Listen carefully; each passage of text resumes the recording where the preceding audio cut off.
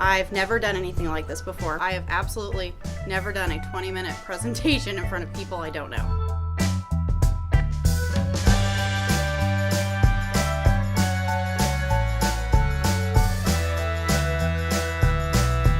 Welcome to Family Tech Talk Night. I'm Stephanie Watson.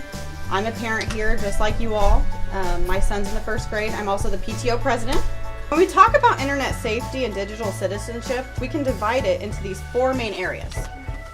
A digital footprint is a person's unique set of digital activities. Set up a Google alert with your child's name and monitor it. Good job. Thank you.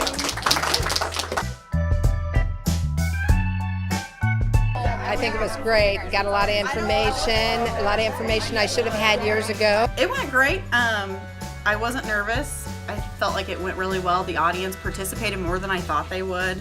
I think that this is a very good presentation to have for parents because kids are online all the time.